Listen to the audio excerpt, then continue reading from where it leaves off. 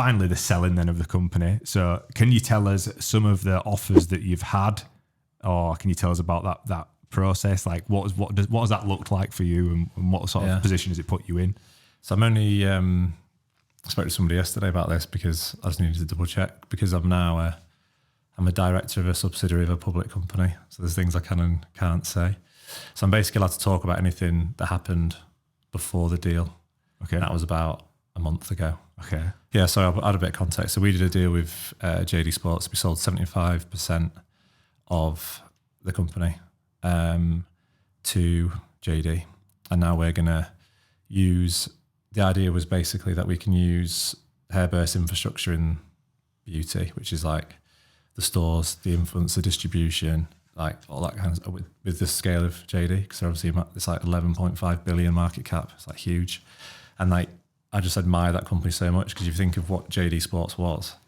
Yeah, it was like the least cool of all the sports shops. When I might be getting you some hot water there, but like I used to think, fucking JD Sports. Yeah, but this is what makes it great, because the guy who's been running that now, he's been the CEO for 22 years. For me, growing up, JD Sports was like, there was like JD, JJB, and Sports Direct. And It was Sports World, wasn't it, I think? And it was like Foot Locker if you wanted to queue and laugh at their uniforms. Yeah. And now it is what it is, and now it's all been through what we can now do, which is like M&A, to that term again, but like mergers and acquisitions of other brands. So what they've done is they very cleverly like bought other stores around the world and built this like huge group. So I'm like, well, we can do that. So now I'm in conversations with like smaller brands, and we can look at how we can bring those within the group, and we can scale them through the Hairburst system, but also through the JD system. And that's what I'm spending my time on at the moment. So that must be the most exciting part then, I guess, being an investor or looking at opportunities. Because as an entrepreneur, if you can spot a brand and spot an opportunity and go, right, we can pull that into the Hairburst JD ecosystem and scale it, that must be... Yeah, it's been an investor, but I've been an investor for a few years now, so I've done quite a few angel investments into different ideas. But I never set out to sell shares in the business. Like I said before, when we started, I wanted to make £40,000 a year so I could go to Thailand and enjoy that. And it gets, when the business grows, it gets to big numbers, and you realise, okay, that actually sets me up for life, or that does this, or that does that. But it was never about the money in terms of an amount. Or I speak to some people now. I've had it twice this last few weeks where they go, I'm going to start this new business, I want to sell it for 100 million. Like I never had that vision. It was always a lifestyle business which became what it is today. Do you think that's a good thing or a bad thing then? Would you advise people to have an exit plan in place when they start, or not particularly none, but maybe an exit plan? Or would you say do it like you have, like purely like just through passion and graft to get to the point where it's actually a sellable asset? I actually think it's probably good to have that target in mind. But just don't lose sight of, if it gets to any size, like what a great achievement that is, because so many people start out in business, and if you can get a business to, I think there's some crazy stat of like, I think it's something, what was it, within 3 years, like 95% of businesses fail, something like that.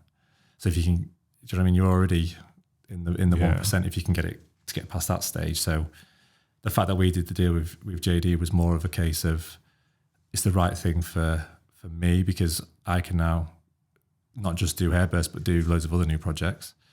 And it's a great opportunity for the Hairburst as a company to grow. But we had offers in the past for a lot of money.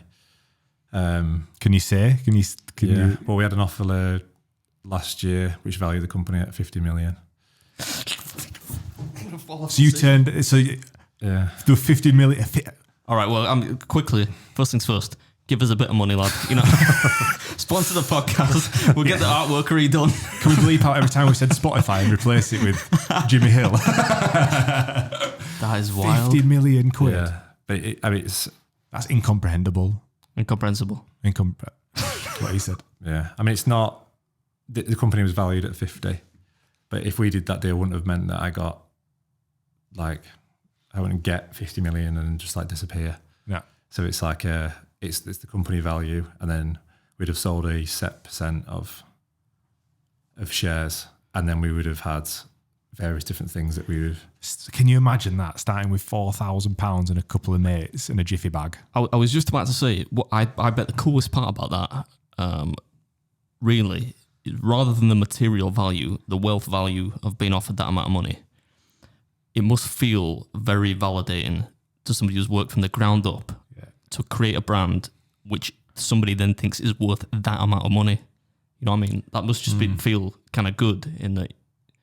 I don't think anyone ever sits back and thinks, yeah, I'm a big shot now. Like, obviously, you've been in it, you've drafted it, you've done it, but like from the outside looking in, like this will be so valuable and inspiring to other aspiring business owners, small business owners, D2C brand building people. Like this is gold for them. Yeah, I wish somebody would offer me money for my. I'll vacate the channel if somebody wants to buy it. You know, it wouldn't take that much. Maybe like 50 grand. 50 Not a G's, bit more than that. Yeah, but we turned it down because it didn't fit what I wanted to do. You know, so it doesn't. I keep saying it, but it goes back to like the original plan. Like if anything was to step on what I wanted to do, which was run the business how I want to run it, like maintain control of like the operations of the business and continue to like exercise the vision of it, then great. But I didn't feel. I mean, we had loads of different offers, but it never fit that until I met the guys at JD, and I was like, yeah, this is definitely the one. Definitely the one. So what does the future for you look like then? Are you looking at sort of building personal brand, going Dragon's Den route? Obviously, you said you do a bit of angel investing. You know Stephen Bartlett, right, from Social Chain? He's a pal of yours. Yeah, he's Dragon now. He is the Dragon. He's the Dragon. What I want to know is, have you met his copywriter? Because he has got more inspirational quotes than anyone I've ever seen online. So maybe it's him writing them out, but I don't believe it. You think he's got a ghostwriter? I told you, man, before he'll be nicking them from ancient Greek philosophers and stuff. People do that all the time now. They'll put like a nice little distressed urban filter on their image, and they'll say it was, knowledge speaks, wisdom listens. Jimi Hendrix when it was fucking whoever knows Aristotle or something back in the day. That winds me up, man. Have you seen his podcast? The Diary of a CEO. I've seen it. I've not listened to it, but it's super successful. I'm pretty sure it's like ranking super high. Really good. Yeah.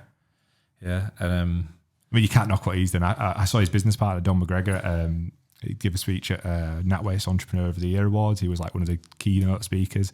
And what they've done is amazing, So that's one of those where you look at that company and go, that's inspiring. Yeah, super successful.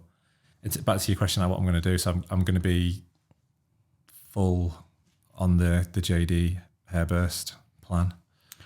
And then I also do like angel investments into something that's not related to, and I also do investments into various different things, and like even just into businesses that don't fit within the Hairburst area. And even just, I spend a lot of time looking at all the crypto stuff now. I know it's like a hot topic, but before we get into crypto, I was going to say that if you ever kind of branch out into the male follicle treatment sphere, I'm pretty much, I would say I'm a leading figure when it comes to sporting beards, So if you could formulate something which makes beards grow bigger, longer, more luscious, I mean, it'll cost you a few bob, but I'm up for it. You could get me on board.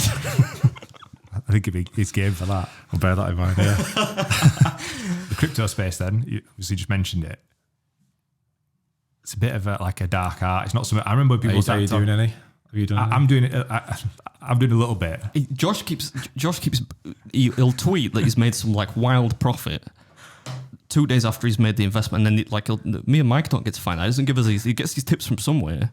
And I've told you. I made bags of cash on this because I probably would tinker with it, but I just don't We've understand established that I'm not intelligent enough. I don't understand blockchain technology or what an NFT is. But what I've got is a friend called Mike Winnett and Ian Darlington, who are the boys over in Warrington, who very much do understand it, and their crew. And Ian, he'll go, we spoke about this. Phantom's looking pretty good, so we're all going to buy in and just see what it does. So Phantom as an example, I have no idea what that coin's attached to. I don't understand what it all means, but he basically said, we're going to buy Phantom. You should buy Phantom, and you did not pass that information. Because you didn't tell me and Mike that. It needs to be disposable. It's a gamble, and it's it needs to be disposable income, especially if you don't know what you're doing. So I've put a couple £100 in it, but then it went, whew. So it went to a few grand. So I'm like, cheers, boys. You know. But I hate. Imagine if I did that to poor Mike. Mike, buy Phantom, right? He's getting married next year. Well, you're not telling him. And if throws You get married, 500 Mike? Yeah, he tells us like 2 weeks later when that ship has completely sailed. Yeah. You find out later. But no, I've not. I've not done any. I used to invest a little because I used to work for a stockbroker. A lot of people know that about me. But I used to like dabble a little bit in the riskier stuff, like the AIM market stuff, where it's a bit more exciting because they're not huge companies, right? Yeah. But I understand that because I can't predict what it's going to do, but there's an underlying asset which I understand, right? So if it's oil or whatever, if they're successful in mining oil or drilling for oil, I know that price is going to go up. If they don't, it's going to go down. With crypto, I'm just like, no idea. Yeah. I mean, it's endless now. But the way I've tried to describe it is, if you think about, I mean, I'm talking about Hairburst again, but going back to like the start where the idea of a marketing or process of marketing got completely disrupted because social media came around. It's all happening on a much bigger scale within the crypto space.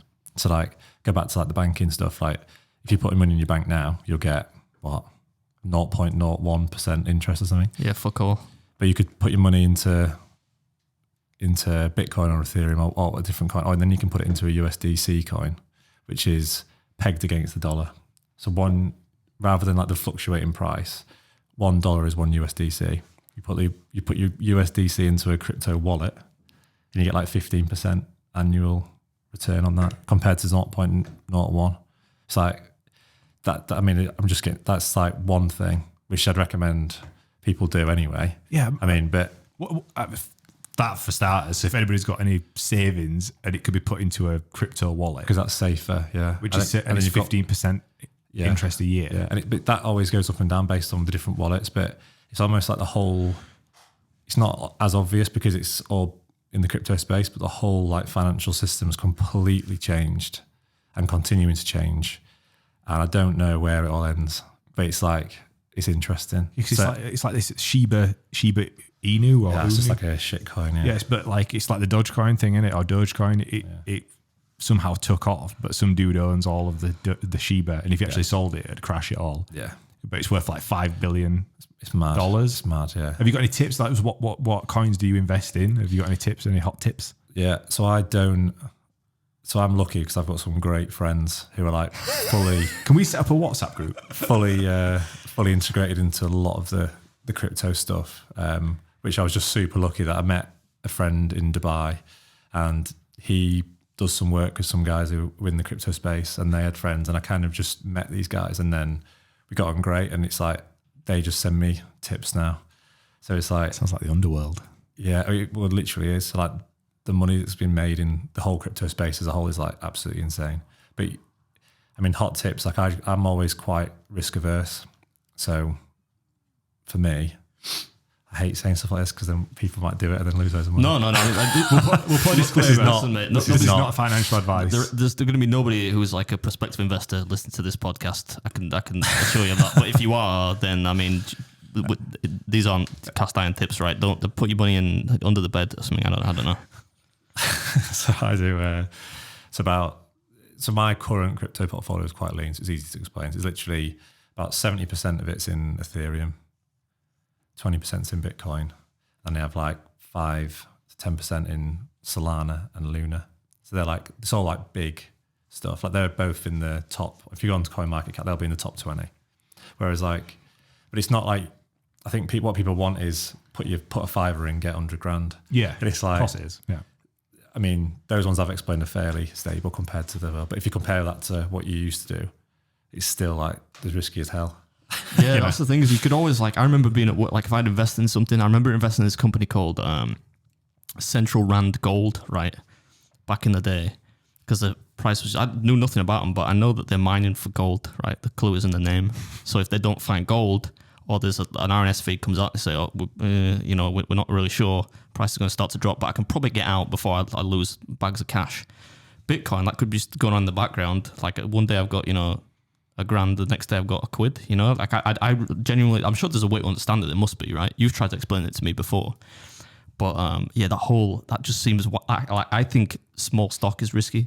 If you've ever seen Wolf of Wall Street, like pink sheets and stuff, that was what was called risky back in the day. But there was some tangible thing you could link it back to. And with Bitcoin and all that crypto stuff, I'm like, Yeah. I mean, just in Bitcoin. So if you try to explain it, it's almost like it's just money, but then money's only valuable if you believe it's valuable. So that's the idea behind Bitcoin, basically. But now you can put it into wallets and you can do this and you can do that. So it becomes more of something behind it, I guess. yeah.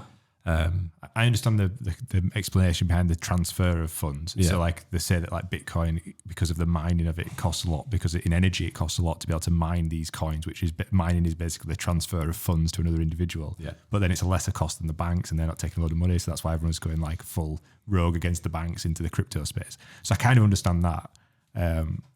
That's why that's the only reason I sort of pick a few coins. But as far as like exposing myself to how much I've got in the actual crypto space, it's like a small percentage of the money that I actually have or would I dare invest. Yeah. It's I would only ever put 10% of my money. Yeah. And that's probably quite risk on, Yeah. I would say. Like 90% of my money would be more stable things like stocks, property, whatever. But yeah, that's probably going to increase though, because just in terms of like how inflation's changing and stuff like that over time, I do have a bit of a worry about what's going on. Yeah. But crypto's almost like a hedge against the world. It's like governments are doing this, whatever's going on, but crypto's its own entity. So, I just might have any of the money I have is in like a bank. So, yeah, I just like having the money there, I think.